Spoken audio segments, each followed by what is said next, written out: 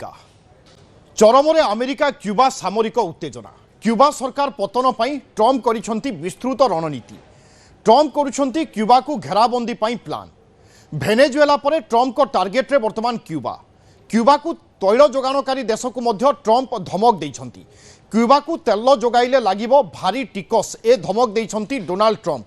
आउ क्यूबा जाउथिबा तैल टैंकर को जबत करुछि अमेरिका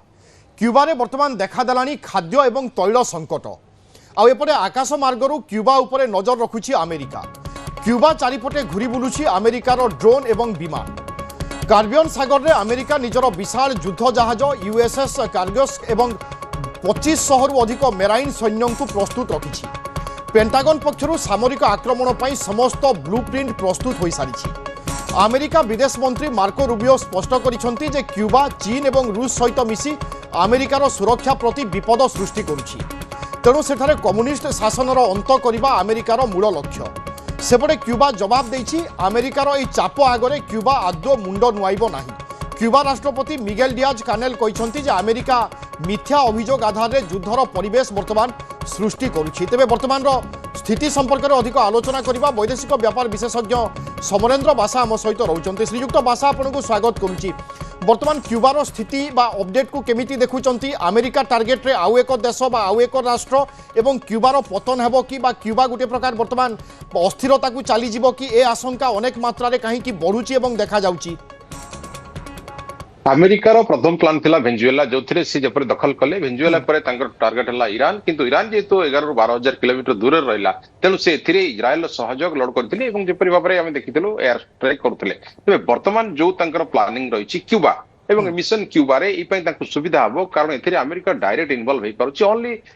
बिकज ऑफ नियरेस्ट कारण 370 किलोमीटर दूर में क्यूबा रही क्यूबा जमी आप कहले कार्बियन सी प्रिपेरेसन रही बर्तमान क्यूबा पर कौ मुहूर्त भी से अटैक करेंगे कारण यह आज नुहे दशंधि धरिकी सब समस्या चली जिते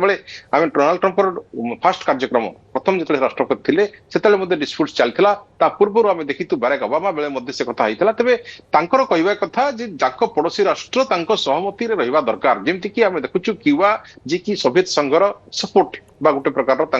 सहयोगी राष्ट्र कहले अत्युक्ति हम ना तो से जगह जिते क्यूबा को वर्तमान युद्ध प्रस्तुत करुच्ची अमेरिका ए समय देखिबार कथा रहा जदि वार फ्रंट खोले जदि अटैकिंग मोड को आसे जदि अटैक करे तेज तार सपोर्ट को कंट्री आसवे बर्तमान क्यूबार सपोर्ट किए आसवे कारण अमेरिकार जो प्लान आम ईरान में देखी ईरान जो साहस करके पशिला भेनेजुएला पर से ईरान को भेनेजुएला भाई एठारे से गोटे हरण गड़ा पड़ा जमी आम देखिलु 40 दिन युद्ध में जो नीति शिक्षा अमेरिका ग्रहण करी सारा जीवन से भूली पार ना तेणु जो प्रकार तार दखल करने प्लान थिला ईरान को रेजिम चेंज करने प्लान थिला से परास्त होता जहाँकि आज पर्यंत गलार कंटा होकर रही किंतु वर्तमान जो मिशन क्यूबा कथा आप सूचना दौले क्यूबा केस रे वर्तमान संपूर्ण अलग ये कारण Cuba is small country like Venezuela एवं नियरेस्ट फ्रॉम अमेरिका ये जगह बर्तमान जदि से कम्युनिस्ट शासन पतन करने आड़ अटैक करती तबे ए सपोर्ट रे बर्तमान किए आसो कारण सोवियत संघर जेतु गोटे प्रकार अंश विशेष को कह रशिया ऑब्वियसली आसो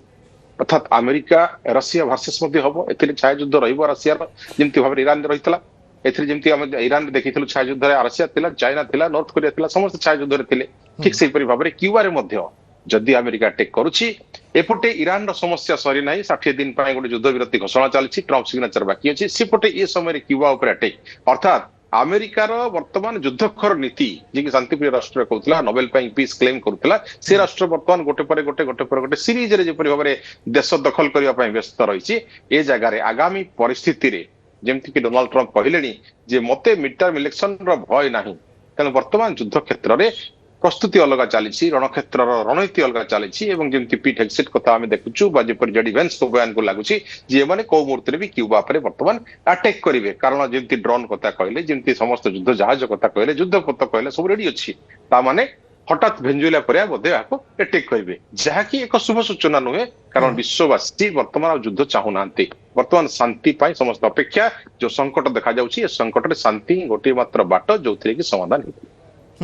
কিন্তু এভଳି সময় আমি দেখুছে বর্তমান ক্যুবারে মধ্যে গোটে প্রকার হাহাকার পরিস্থিতি সৃষ্টি হেউথিবা কুহযাଉଛି কারণ পেট্রোল ডিজেল বা তৈল বর্তমান ক্যুবাকু পৌঁছি পারুনি এবং সাধারণত আমি দেখে পেট্রোল ডিজেল যদি নাহি বা সংকট আসিলা বিভিন্ন প্রকার সমস্যা সামনাকু আসে তেণু এভଳି সময় ক্যুবা সহিত কিয়ে ছিড়া ହେବ এবং কেমিতি বর্তমান সময়কু ক্যুবা পরিচালনা করিব କ୍ୟୁବା କଥା ଯେମିତି ମୁଁ କହିଲି ଛାୟା ଯୁଦ୍ଧ କଥା ତାର ସପୋର୍ଟିଂ ନେଚର ବା ସପୋର୍ଟିଂ କଣ୍ଟ୍ରି ସୋଭିଏତ ୟୁନିୟନ ଯେହେତୁ ସଂଘ ତେଣୁ ରଷିଆ ଆଗେ ଆସିବ ରଷିଆ ଏଥିରେ ଆଗେ ଆସିଲେ ଯୋଉ ତେଲ ସମସ୍ୟା ରହିଛି ତାକୁ ସେ ସମାଧାନ କରିବା ପାଇଁ ପ୍ରଚେଷ୍ଟା କରିବ କିନ୍ତୁ ଯୋଉ ଜାଗାରେ ବର୍ତ୍ତମାନ ଆମେରିକାର ସହମତି ଯୋଉ ରାଷ୍ଟ୍ର ହଉନାହିଁ ସେ ରାଷ୍ଟ୍ର ଉପରେ ଆମେରିକା ଆଟାକ କରିବା ସେ ରାଷ୍ଟ୍ରକୁ ସାଂସନ୍ସ ଲଗେଇବା ସେ ରାଷ୍ଟ୍ରକୁ ତେଲ ବନ୍ଦ କରିବା ବା ତାକୁ ଫାଇନାନ୍ସିଆଲି କଲାପ୍ସ କରିବା এই যে মারণ নীতি দ্বারা আমেরিকার রেপো ধীরে ধীরে নষ্ট হচ্ছে এবং আগামী দিନରେ যে দবদবা ଥିଲା আমেরিকার তা ধীরে ধীরে মধ্য অন্য অন্য দেশ মানে খাতির করা বন্ধ কলেনি ইউরোপ অলগা হেলানি নেটো কান্ট্রি মানে ধীরে ধীরে খপা হেলানি এপটে আপনার দেখন্তু মিডল ইস্টরে যে আরব কান্ট্রি মানে সেমানে মধ্য ধীরে ধীরে খপা হেলানি যেপরি ভাবে সুরক্ষা দেওয়া ପାଇଁ ট্রাম্প করি তাଙ୍କୁ ভরসা ଦେଇଥିଲେ কিন্তু ভরসা রখি পারি নଥିଲେ যেତେବେଳେ ইরান আটাক କରିଥିଲା ତେଣୁ ସବୁ ଜାଗାରେ ବର୍ତ୍ତମାନ ଆମେରିକାର ଶତ୍ରୁ ସଂଖ୍ୟା ବଢିଲାଣି ଆମେରିକାର ରେପୋ କମିଲାଣି ରାଷ୍ଟ୍ରପତିଙ୍କ ଗାରିମା ନଷ୍ଟ ହେଲାଣି ଏ ସମୟରେ ଯଦି ସେ କ୍ୟୁବା ଉପରେ ଆଟାକ କରୁଛନ୍ତି ଆଉ ଗୋଟେ